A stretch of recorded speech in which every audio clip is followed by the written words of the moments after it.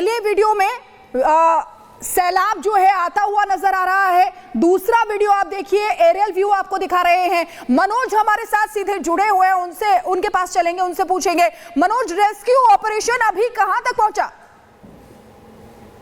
बिल्कुल, देखिए बताया जा रहा है कि टीम जरूर वहां पे पहुंची और रेस्क्यू ऑपरेशन शुरू कर दिया गया है, लेकिन वहां की अभी कोई तस्वीर सामने नहीं आ पाई है क्योंकि वहां से जो कनेक्टिविटी थी वो टूट चुकी है। वहां पे जो बिजली की सप्लाई थी वो वहां पे समाप्त कर दी गई है क्योंकि जिस तरीके की तस्वीरें सामने आई है, मलबा ऊपर से आया था तो फिर जो बिजली के खंभे थे वो भी उसमें बहने की बात ही वहां पे कही जा रही है, लेकिन अभी कोई तस्वीर सामने नहीं आ पाई है। लेकिन अधिकारियों से जिस तरीके से फोन कॉल के माध्यम से बात हो रही है तो उनका साफ तौर से यही कहना है कि लगातार जो टीमें हैं वो वहां पे रेस्क्यू ऑपरेशन चला रही है, वहां पे जो लोग हैं उनको बचाने का काम किया जा रहा है। ये भी जांचा जा रहा है कि किनको यहाँ पे बचाया जा सकते हैं, मलबे में कितने लोग दबे होने की क्या कारण है उसका यहाँ पे पता लगाया जा रहा है। लेकिन कहीं ना कहीं अभी सबसे बड़ी बात यही है कि जिस तरीके से राज्य सरकार ने केंद्र सरकार को जो पत्र लिखे हैं वहां से 2 MI और 1 चीज को मांगा गया है, यानी कि बताया जा रहा है कि अब तमाम जो केंद्र से जब मदद मिलेगी तो यहाँ पे जो रेस्क्यू ऑपरेशन है वो युद्ध स्तर पर चलाया जाएगा। फिलहाल जो टीमें हैं, जो SDRF की और जो NDRF की जो टीमें, जो सेना के जवान है वो भी मौके पे पहुंच चुके हैं, लोगों को बचाने का काम किया जा रहा है। लेकिन जैसी तस्वीरें सामने आई है उनसे साफ तौर से ये अनुमान लगाया जा सकता है कि ये तस्वीरें 2013 से कम नहीं है, क्योंकि जो आपदा 2013 में आई थी जब लोग उसमें बह गए थे, लोगों के मकान उसमें बह गए थे, यानी कि बड़ी त्रासदी जो है वो उत्तराखंड में आई थी, उससे कम ये त्रासदी नहीं मानी जा रही, क्योंकि ऐसे में तस्वीरों में साफ तौर से देखा जा सकता है जो बड़ा गुब्बार जो बादल वहां पे जो फटा है और जो वहां पे जो तस्वीरें सामने जो मलबा है वो किसी बड़ी त्रासदी का इशारा कर रहे हैं, क्योंकि उसने कहीं ना कहीं जो तस्वीरें में देखा जा सकता है जो दुकानें हैं, जो मकान है वो उसमें बह गए। बताया ये भी जा रहा है कि जो वहां पे बिजली के खंभे थे और जो कनेक्टिविटी, जो BSNL के जो खंभे थे जो कनेक्टिविटी को आपस में कनेक्ट करते थे वो कहीं ना कहीं टूट चुके। तो ऐसे में कनेक्टिविटी वहां से कहीं ना कहीं खत्म हो गई। कुछ स्थान ऐसे हैं जहाँ पे बिल्कुल कनेक्टिविटी नहीं है, लेकिन अधिकारी वायरलेस के माध्यम से, कंट्रोल रूम के माध्यम से लगातार घटनास्थल से जुड़े हुए हैं, घटनास्थल का जायजा वो ले रहे हैं। वहां पे जो जिला अधिकारी है वो घटनास्थल पे कुछ ही समय के बाद पहुंचेंगे। लेकिन ऐसे में जब सड़कें कहीं ना कहीं जो बाधित हुई है, सड़कों में मलबा आ गया, बोल्डर आ गया, लगातार भूस्खलन भी वहां पे हो रहे, तो ऐसे में कहीं ना कहीं अपने आपका भी बचाव अधिकारियों को भी करना होगा। लेकिन ऐसे में सबसे बड़ी और अहम बात यही होगी कि जो लोग वहां पे फंसे उनको कैसे बचाया जाए, क्योंकि बताया ये भी जा रहा है कि जिस जगह ये बादल फटे थराली में वहां पे बाजार वहां पे हुआ करते तो लोगों के मकान वहां पे होते थे, तो कहीं ना कहीं ये उम्मीद जताई जा रही है कि उसमें कुछ बच्चे भी फंसे हुए हो सकते हैं, कुछ महिलाएं उसमें फंसी हो सकती है, तो कहीं ना कहीं उनको बचाने का काम यहाँ पे जो राहत की टीमें हैं, जो SDRF टीम की जो टीमें, जो सेना के जवान है वो उनको बचाने की कोशिश वहां पे की जा रही है। लेकिन अभी कोई आगे प्रशासन की, ठीक है मनोज, वापस लौटेंगे आपके पास। कमिश्नर विनय शंकर पांडे इस वक्त हमारे साथ जुड़े हुए हैं। सर, अभी उन्होंने क्या कहा है सुनाते हैं आपको, आगे उनसे बात करने की भी कोशिश करेंगे। हर्षिल के पास 3 किलोमीटर आगे एक ऊपर सप्तताल 7 ताल है, वहाँ से एक क्षीर गंगा निकलती है और वहाँ पर काफ़ी बड़ी संख्या में मलबा के साथ तेज पानी का बहाव आया। इससे ये भिलानी मार्केट की एरिया को इसने बुरी तरह से हिट किया और जो अभी ताज़ा जानकारी के मुताबिक प्रॉपर्टीज़ का तो काफ़ी डैमेज हुआ ही है और अभी कैजुअल्टीज़ के बारे में कुछ बता पाना अभी संभव नहीं है। मौके पर हमारी आर्मी की टीम जो हर्षिल में रहती है वो पहुंच गई है। पहली प्राथमिकता तो लोगों का रेस्क्यू करना है, जिसके लिए हेल्थ विभाग की पूरी टीम, साथ ही साथ फूड डिपार्टमेंट, इन सभी को एक्टिवेट किया गया है। तो देखिए किस तरीके से यहाँ पर बताया जा रहा है कि प्रशासन पूरी तरीके से मुस्तैद है, जल्द से जल्द वहां पर मदद पहुंचाने की कोशिश की जा रही है। लेकिन बड़ी बात यह है कि ये बड़ी चुनौती इसलिए है क्योंकि हमारे संवाददाता जिस तरीके से बता रहे थे कि इलेक्ट्रिसिटी भी वहां पर चली गई है, बारिश लगातार हो रही है, वो खुद वहां पर बारिश में खड़े होकर लाइव दे रहे थे, आप देखिए किस तरीके से। और ऐसे में वहां पर रेस्क्यू ऑपरेशन चलाना एक बड़ी चुनौती साबित हो सकती है सर्विस एजेंसियों के लिए।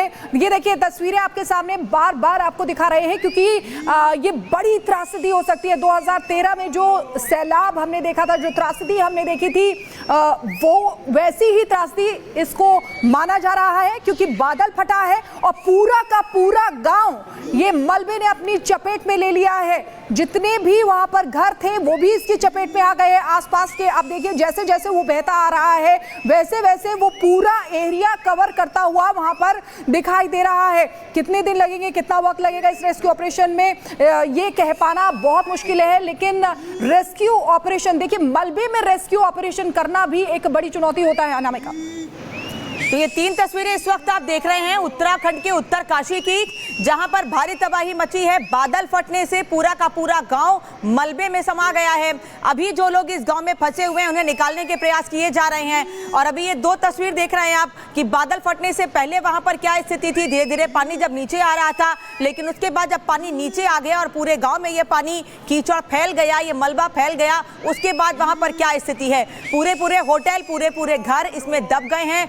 आप ये सोचिए इन तस्वीरों को देखकर कि जो लोग इन घरों के भीतर मौजूद होंगे, क्योंकि इतनी तेज पानी आया, लोगों को बाहर निकल पाने का मौका तक नहीं मिला। तो ऐसे में जो लोग घर के अंदर मौजूद होंगे उनकी क्या स्थिति होगी, उनको कैसे बाहर निकाला जाए, ये प्रशासन के सामने चुनौती है। जो लोग अभी घर के भीतर मौजूद हैं, चाहे वो होटल में हो, यहाँ पर जो होटल्स है वहाँ पर भी, या जो घरों में फंसे हुए हो, उनको बाहर निकाल पाना बहुत मुश्किल है। और अर्जुन मोहन जोशी जो एसडीआरएफ के आईजी हैं, उनका क्या कहना है इस पर, आइए सुनते हैं।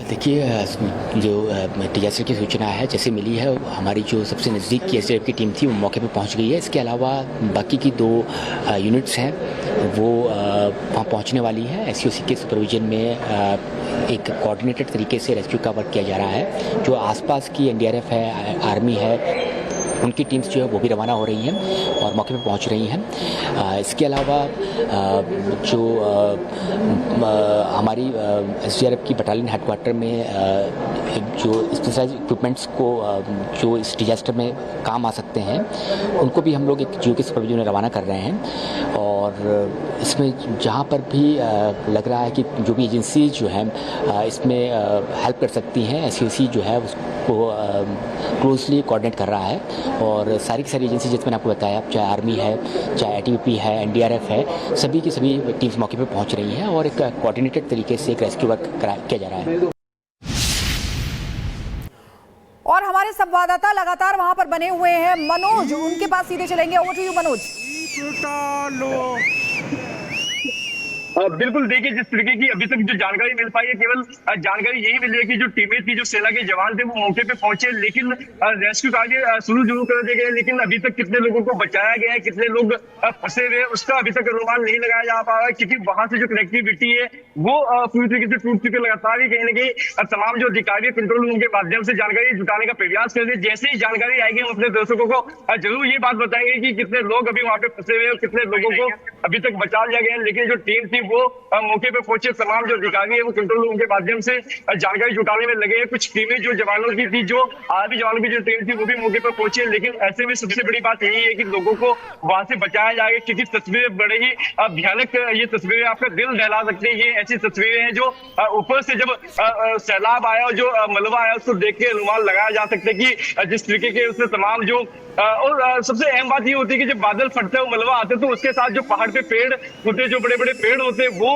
उनके साथ में बह के आ जाते हैं अपने साथ। जब वो पेड़ टूट के नीचे आते हैं तो तमाम जो मकान, होटल, घर होते हैं, उनको भी अपने साथ बह ले जाते हैं। जिस तरीके की जो तस्वीर 2013 में आई थी, बार मैं इसी बात को इसलिए कह रहा हूँ क्योंकि उसी तरीके के ये मंजर है। जब लोग चिल्ला रहे थे उस समय की घटना भी हमने देखी थी, अभी की वो सेम ऐसी ये घटना है कि जब लोग एक दूसरे को चिल्लाते हुए दिखाई दे रहे, बता रहे कि अपने आप को बचा लो, सुरक्षित जगह पे ले जाओ। जो लोग उस घटना से थोड़ा दूर थे, वो अपने मोबाइल फोन से जब वीडियो बना रहे थे तो साफ तौर से उनको सुना जा सकता था कि वो चिल्ला के लोगों को चेता रहे थे, चेतावनी दे रहे थे कि वहां से हट जाओ, क्योंकि ऊपर से बड़ा सैलाब आ रहा है, बड़ा मलबा आ रहा है, लोग उसके नीचे दब गए। जब तक लोग अपने आप को सुरक्षित जगह पे पहुंचाते, तब तक जो सैलाब बादल फटने से आया है, जो मलबा आया है, वो अपने साथ उन लोगों को बहाकर लेकर चला गया है। क्योंकि बड़ी दुखद ये घटना है। जिस तरीके के तमाम जो यहाँ पे नेता है, चाहे वो भारतीय जनता पार्टी के या फिर किसी अन्य पार्टी के, कांग्रेस को, तमाम इस घटना का दुख जो है जाया कर रहे हैं। लेकिन जिस तरीके से बताया जा रहा है कि ये घटना मनोज अब वहां की जानकारी दे रहे हैं हमारे संवाददाता मनोज, जो लगातार वहां पर बने हुए हैं और वहां के हालात की जानकारी दे रहे हैं कि किस तरीके से रेस्क्यू ऑपरेशन वहां पर चलाया जा रहा है। उत्तराखंड के उत्तरकाशी जिले के धराली क्षेत्र में कुदरत की ऐसी विनाश लीला देखने को मिली है जिसने सब कुछ तबाह करके रख दिया है। बादल फटने से तबाही मची, 4 लोगों की मौत हो गई और हजारों लोग बेघर हो गए। तबाही इतनी बड़ी है कि राज्य सरकार ने केंद्र सरकार से मदद मांग ली है। प्रकृति की इस विनाश लीला पर यह रिपोर्ट देखिए।